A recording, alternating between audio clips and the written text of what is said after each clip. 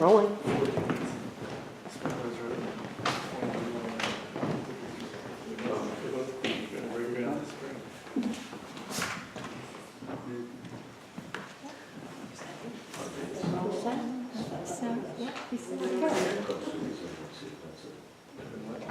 Welcome to the West Falmouth Library.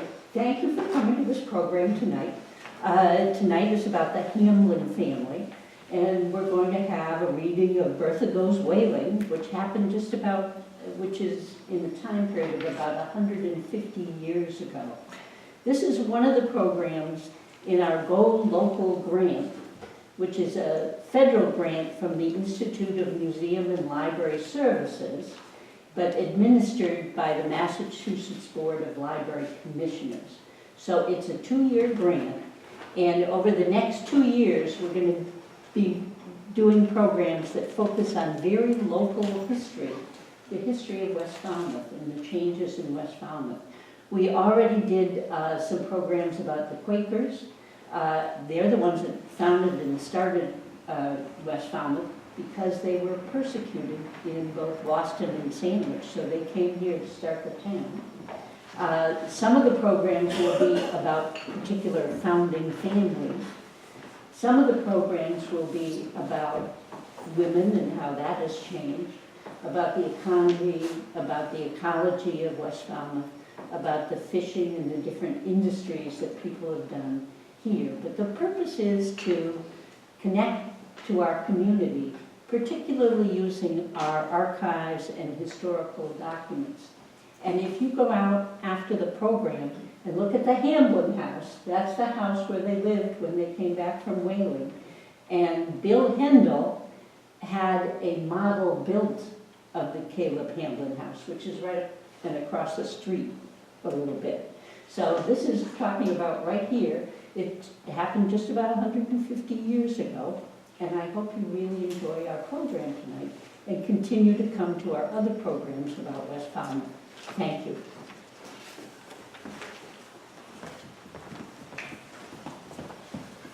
Okay, that was Lois Hiller. She's the library director. I'm Renee Voorhees. Together we wrote the grant that she referred to. And so I'm responsible for getting the archives together, help with program planning, and setting up a schedule for the evening. So I'm going to give you a brief history of the Hamlin family. And we're just talking about, any of you that are from West Falmouth know, there are more Swifts than you can count in a year. There are more Hamlins. There were intermarriages everywhere. So try to sort out which family line individuals belong to takes hours. So we are concentrating just on Captain Caleb Hamlin, who was born in 1793, and his 2 sons, John Coquin Hamlin, who was Bertha's father, and Captain Caleb O. Hamlin, who was John's brother and Bertha's uncle. Okay? So we'll start with the father. Captain Caleb Hamlin was born in 1793 in Forestdale in Sandwich. He died in 1853 at the age of 59. Captain Caleb Hamlin was a master mariner. His last voyage was in a merchant ship to Cuba in 1824. Upon its return, at the Isle of Pines, it was chased by pirates. So next we'll go to his son, John, who was born in 1829, a whaler like his father. He began his seafaring life at age 20, and this is Bertha's father. His first voyage was aboard the bark Lagoda, then 3 aboard the Congress, and his last voyage was aboard the bark Islander. This is the voyage that Bertha May Hamlin wrote of in Bertha Goes Whaling. John died in 1875 at age 46. During the last 2 years of his life, he ran a store in Falmouth. According to Deo in the history of Barnstable County, he was an upright man and a mason, and his humane and social qualities so softened the sterner and courageous elements of his nature that his decease was greatly mourned by a large circle of friends. He was charitable without ostentation, mild yet decisive, and a true friend and counselor. John and his wife Maria had 9 children. Bertha was number 5. So his last child was born after he died. That was Leonella, who was the first librarian here at the West Falmouth Library. Captain Caleb O. Hamblin was John Coquin's brother. He was born in 1835, 6 years later. At age 10, he began work in the glass factory in Sandwich. 5 years later, at age 15, he went to sea. During his career, he made a number of voyages as mate and captain. His last voyage was as a captain and half owner of the brig Henry Trowbridge, and they went off on a sealing and whaling voyage off Cape Horn. He is best known for surviving death in the mouth of a whale. The story, as quoted once again in Deo's History of Barnstable County, goes like this. It's also printed on the poster in the back of the room.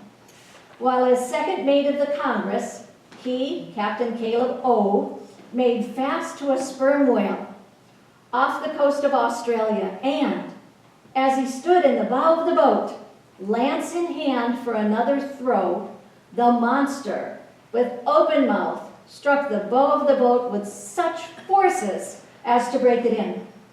And Captain Hamblin was thrown partly into the pair of jaws that were 22 feet long. Captain Hamblin's right leg was wholly in the whale's mouth, and he, astride the jaw, was carried down nearly 100 feet underwater. With wonderful presence of mind, he took 2 turns of the lance line around his hand, the other end being fast to the boat. At the end of the downward ride, the length of the rope, the jerk came, and as he had anticipated, and although his strain to his arm was terrible, the limb was not torn off, as he feared, but with an ugly wound along the leg from a single tooth. He was drawn from the whale's mouth and into the boat. Or so the tale goes. The model replica of the house is the house of Captain Caleb O. Hamblin, and it's located across the street at 606 West Falmouth Highway. And that is the model of the house you're going to see around the corner. And in 1880, there were also 2 other Hamblin homes.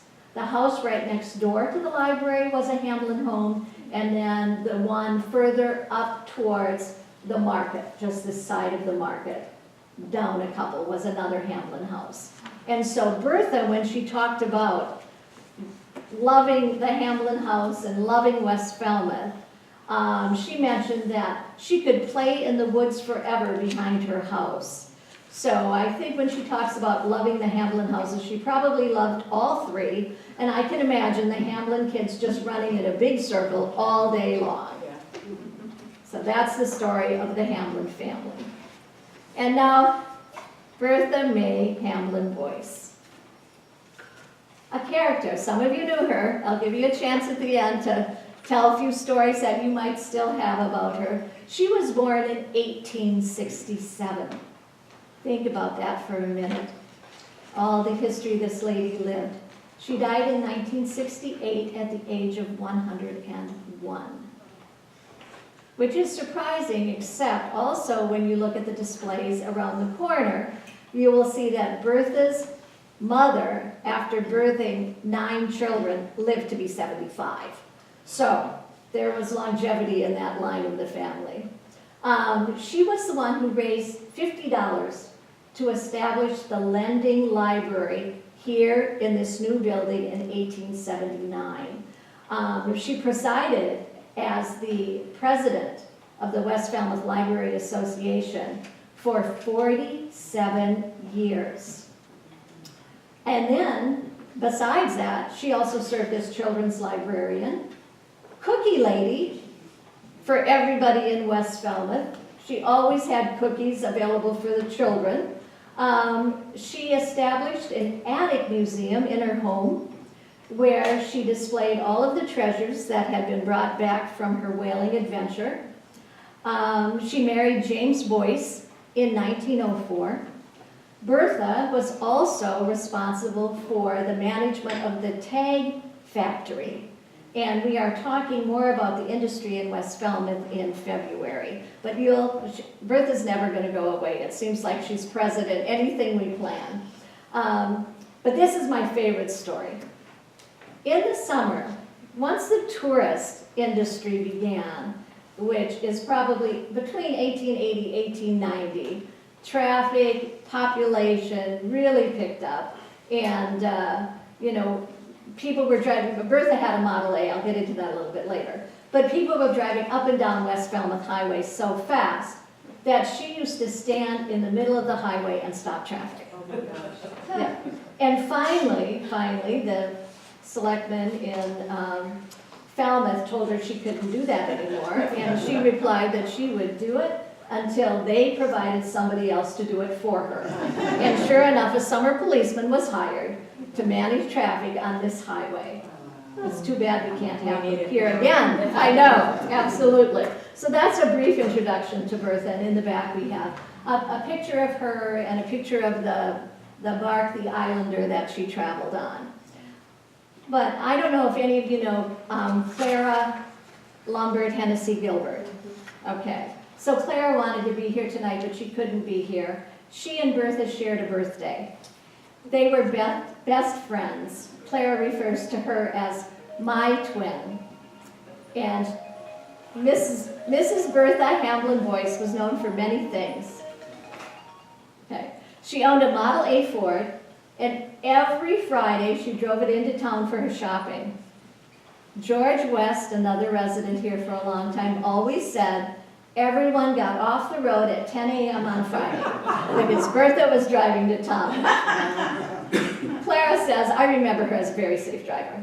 She may have been a little slow, like 10 miles an hour. It was always a memorable event. She had a wide group of friends. She was both revered and loved. Every Thursday, the village children knew Bertha and her friends baked cookies.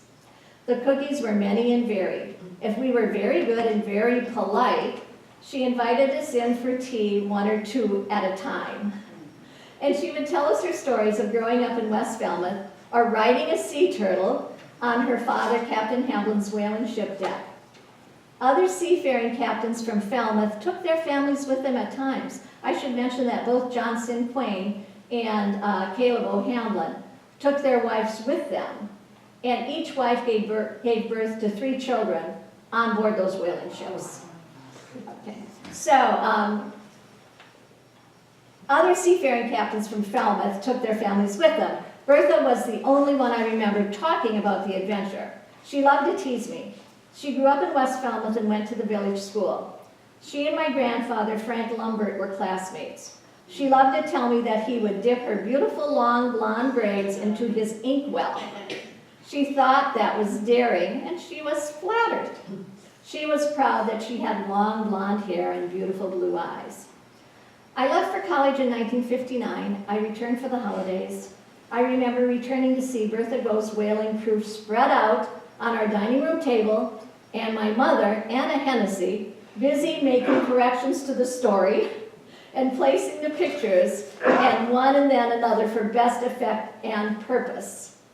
My mom attended Massachusetts School of Art, and I think the composition of the book showed my mother's talent for artistic placement and composition. I recall visiting Bertha in her final time when she resided at the North Falmouth Nursing Home.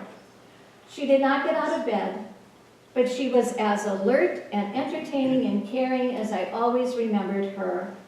Her goal was to live to be 100. She thought that was a very fine age for a lady. When she realized it was not going to happen, Mom would cheer her up by saying, Bertha, we will always remember that you lived to be in your 100th year. And so she did. The National Geographic had hoped to push the story, but they required a ship's captain log to verify what Bertha remembered. I am so happy the West Falmouth Library is honoring Bertha and this wonderful true story about her adventures. This also honors the many other sea captain families of West Falmouth. I treasure my picture of West Falmouth whaling Captain Hoaxie, who lived across the street from the market with his wife and 2 children. Reading Bertha Hamlin's true story can be a wonderful holiday tradition. And this is in Clara Lombard Hennessy Gilbert's words. All right, we've done the father, we've done the brothers, we've done Bertha, and now Lois is going to give us an introduction to the Hamlin family home.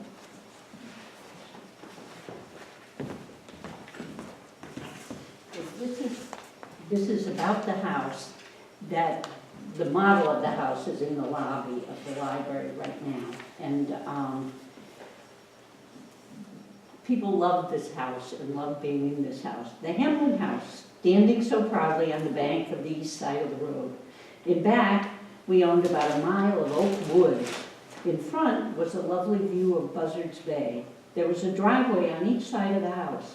On the north, it was shaded by very tall trees, which were a landmark for fishermen out in the bay. We had an apple orchard on the north side. On the south side, there were huge chestnut trees that were very beautiful when in blossom and a joy to the children when the chestnuts were ripe.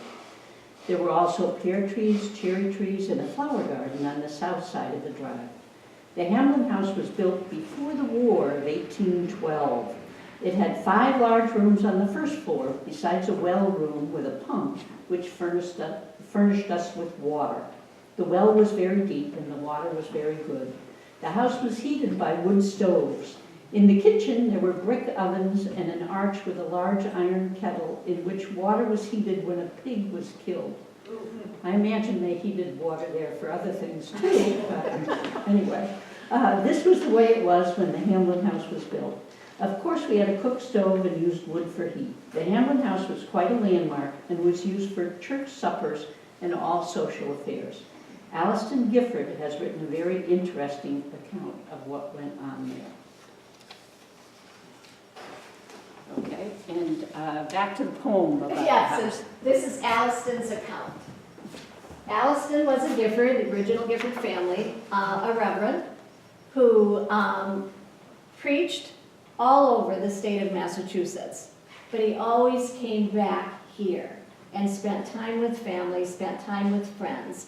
And so the title of this poem, although you will realize that it's more a reflection than a poem, is The Hamlin House as I Remember It.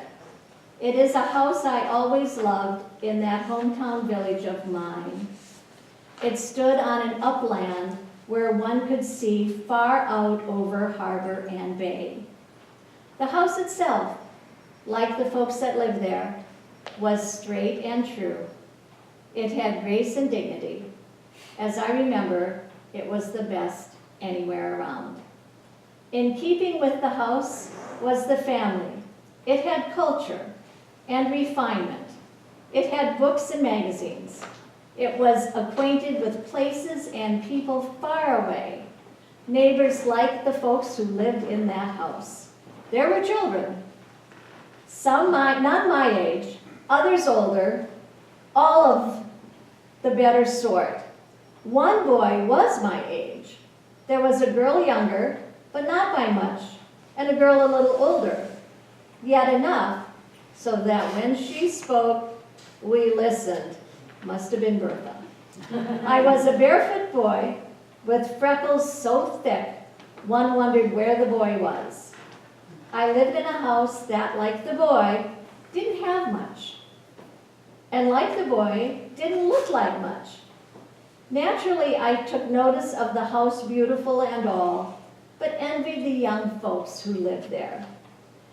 In this house beautiful was a thought of others, especially of the youth of the village. Occasionally, the doors swung wide open to us. We went in for games and songs and things that sandpapered the rough parts in our manners. And we were plenty rough. Those were times to remember. We all grew up going to school in the village. Later, we made the school in the center some miles away. I walked the 3 miles and more, but the ones from the house up the hill were more fortunate with a horse and carriage. Then I went away, but before going, some of us gathered in the old library by the pond to form a church league of youth.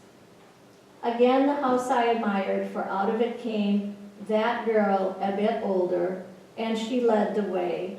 It was she who lassoed me to take a part and reach for better things. The house on the hill is standing still, though some of its folks have gone away. They left us much we shall never forget. Their influence is here to stay. And that's Reverend Alliston B. Gifford. I don't know really who the girl is he is referring to, but obviously she made an impression. Okay. And then next up, Lois is going to read just a short reflection from Ed Goldberg about his good friend Bill Hendel.